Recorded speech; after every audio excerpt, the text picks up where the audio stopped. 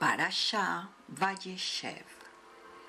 Y se asentó Jacob en la tierra en donde residió su padre, en la tierra de Canaán. Vayeshev quiere decir y se asentó.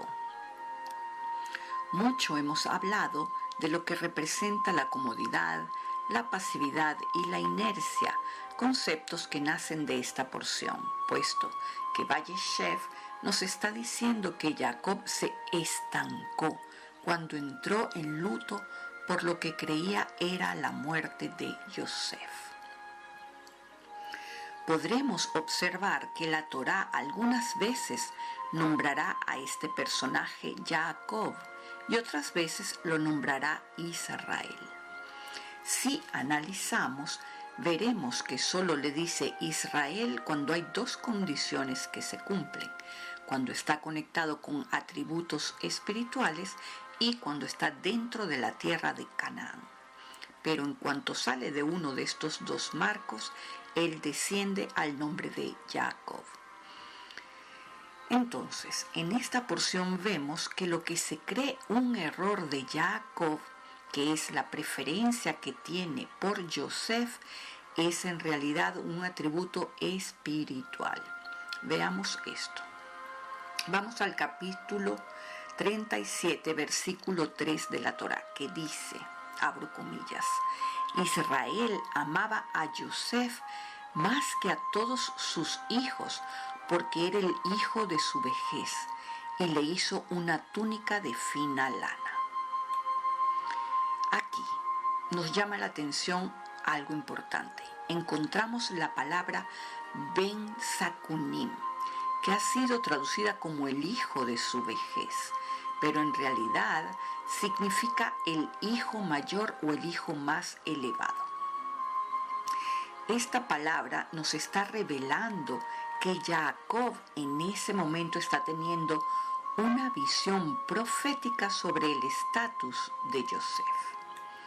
De allí surge esta famosa túnica de la discordia, que en realidad era una manera de proteger a todos los hijos de Israel, pues no fue Jacob quien la hizo, fue Israel quien la hizo. Ya vamos a entender por qué. Esta túnica era en verdad una especie de capa de rey. Por eso causó tanto impacto en los otros hijos de Jacob. Cuando ellos vieron a Yosef con aquella vestimenta, también ellos pudieron percibir ese estatus real que tenía Yosef sobre él. Y como dentro de las historias de las familias en la Torá, todo se va transmitiendo de generación en generación, los hijos de Jacob estaban al corriente del robo de la primogenitura que él le había hecho a su hermano Esav. Entonces vieron como si Yosef estaba haciendo también el mismo pecado de su padre, robando esta primogenitura, y lo rechazaron de inmediato. Ahora vean esto. Ben Sakunim, que quiere decir el hijo más elevado, tiene un valor de 257, igual que la palabra Ha-Neder, que quiere decir el voto.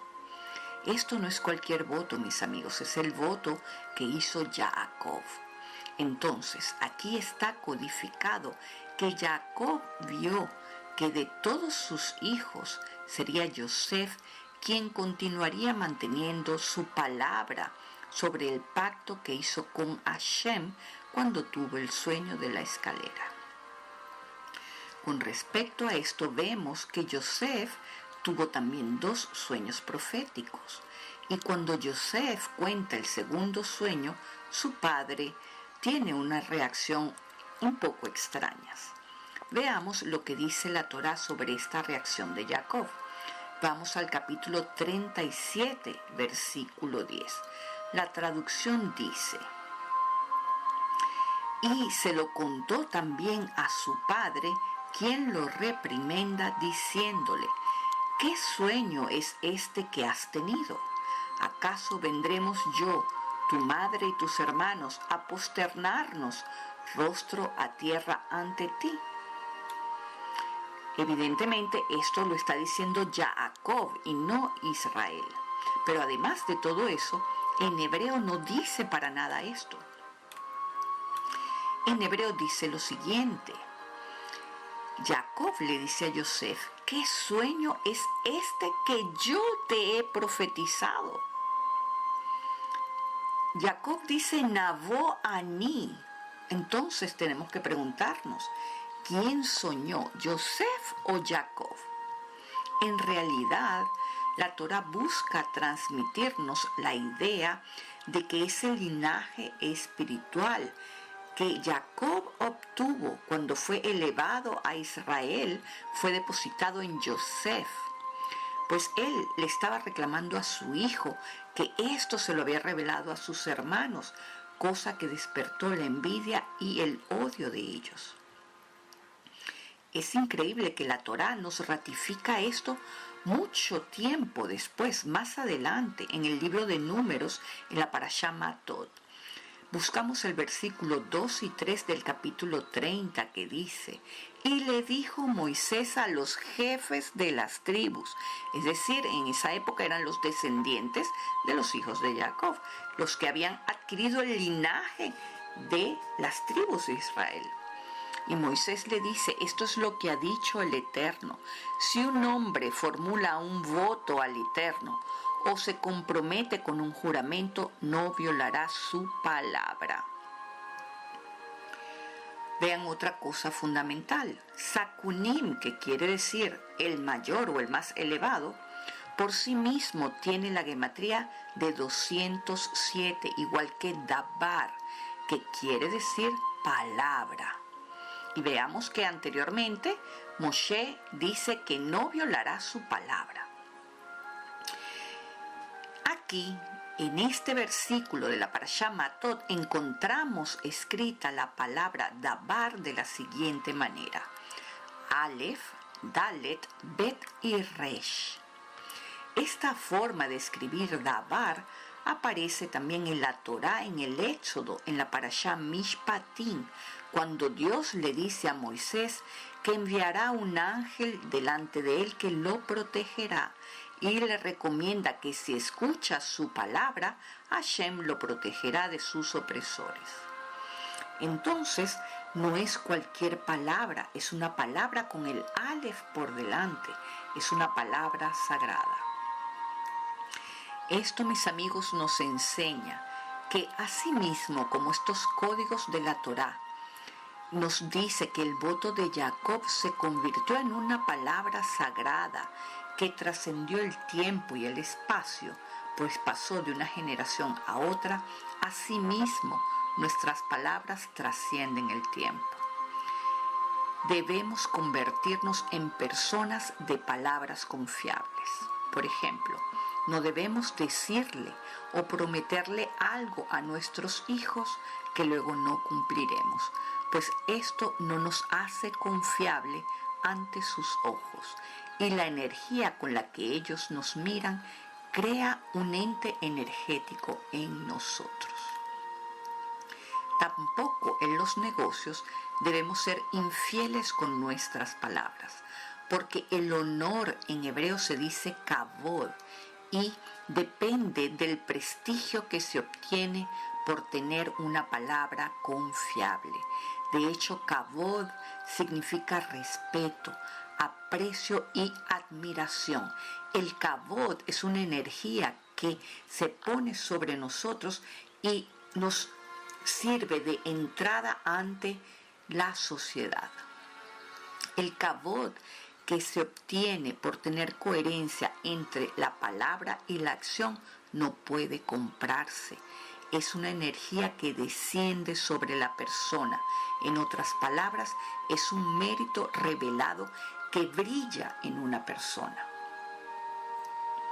Toda esta explicación está muy bien, pero siendo así, ¿por qué la Torá nos relata que ante tal profecía de Israel, las consecuencias son catastróficas para los hermanos de Yosef? Dije bien, para los hermanos. Aquí pareciera que es Yosef quien entra en desgracia, pero en verdad esto fue un mal por un bien para Yosef, pero no así para los hermanos de Yosef, quienes por siglos arrastraron con esta mancha sobre sus almas. De hecho, la historia de los 10 mártires que les contaré al final vendría siendo la última reparación conocida de los hermanos de Yosef.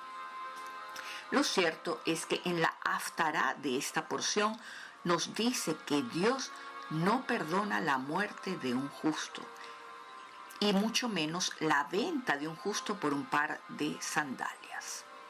Y aunque Yosef no fue asesinado por sus hermanos, Jacob lo lloró e hizo los rituales fúnebres como si Yosef hubiese muerto. Aún más, Jacob mantuvo el luto por 22 años. Esta crueldad que tuvieron los hijos para con su padre la pagaron muy caro. Vemos que más tarde ellos muestran arrepentimiento en la Parashá Miketz, pero esta teshuvá definitivamente no fue aceptada. ¿Cómo es esto posible? ¿Cómo Hashem no va a aceptar una teshuvá? O mejor dicho, ¿cómo una teshuvá no va a entrar en una persona? Yosef no murió, terminó siendo regente de Egipto, terminó siendo el hombre más poderoso del mundo, y esto no se hubiese dado sin este pecado de sus hermanos, porque el arrepentimiento no entró dentro del árbol de sus hermanos. Para entender esto, tenemos que analizar la túnica de la discordia. La Torá utiliza el término ketonet pasim. Esto quiere decir la túnica olvidada. Jacob, producto de su profecía, o mejor dicho, Israel, producto de su profecía, le hizo a Yosef con sus propias manos este ketonet pasim. Hay comentaristas que dicen que era una túnica a rayas de colores, pero pasim tiene su raíz en pasás, que quiere decir desaparecer. Esta palabra tiene un valor gemátrico de 190, mis amigos, igual que Canaán, que sabemos es la tierra de Israel. Vayan viendo cómo este luto de Jacob duró 22 años por la desaparición de Yosef, que él creía que había entrado en desgracia todo Israel. Jacob entonces le quiso poner a su hijo esta túnica porque él vio que él sería el salvador de Egipto, y esta túnica lo revestía, lo cubría con la energía de la tierra prometida.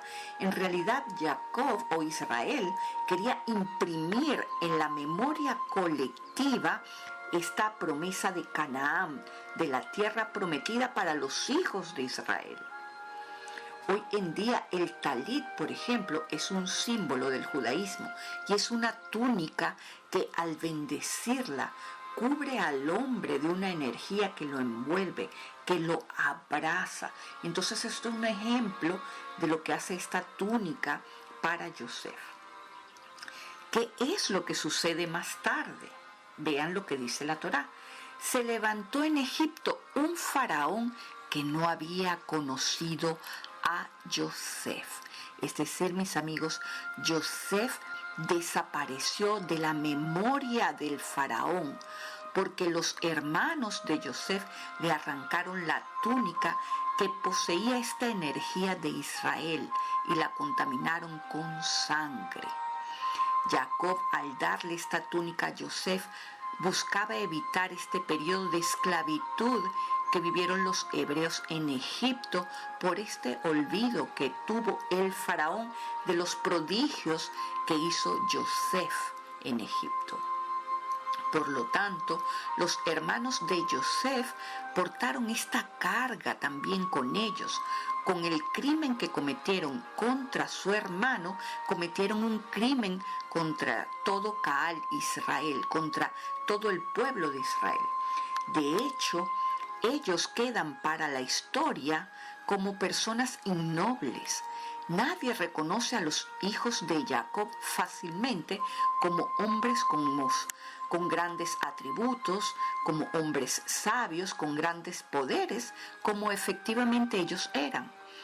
Ellos perdieron todo prestigio y su memoria no es honrada nunca por este crimen que cometieron contra el Caal Israel. Esto nos enseña, mis amigos, que a pesar del arrepentimiento de los hermanos de Yosef, el alcance que tuvo este crimen fue descomunal porque impactó en miles de personas, cosa que ellos no podían imaginar en aquel momento.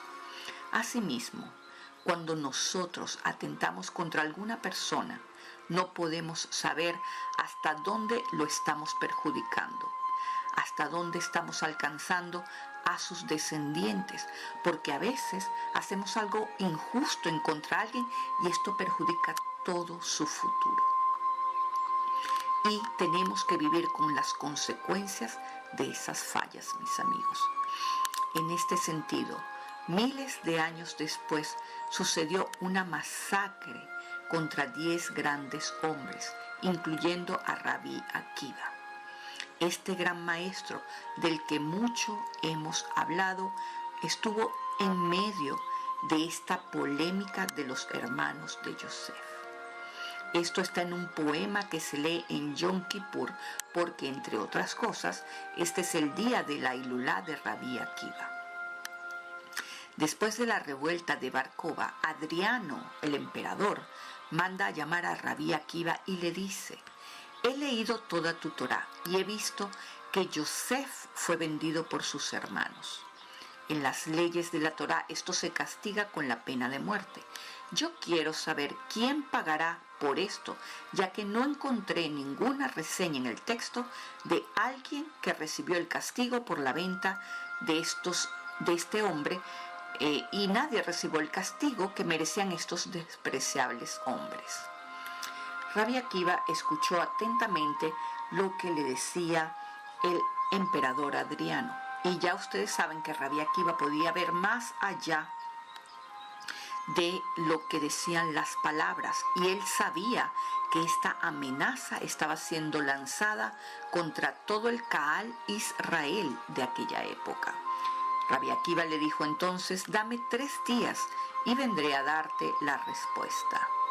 Rabí Akiva consultó con otros grandes sabios y se dieron cuenta que tenían que entregarse porque ellos eran la reencarnación de los hermanos de Yosef que habían atentado contra todo el Caal Israel. Fueron entonces ante Adriano y se entregaron, y fueron masacrados de una manera inimaginable. Soportaron un dolor atroz.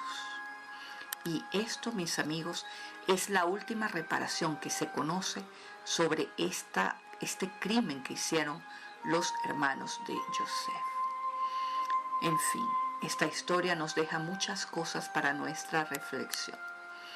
Les envío un fuerte abrazo y les digo hasta pronto.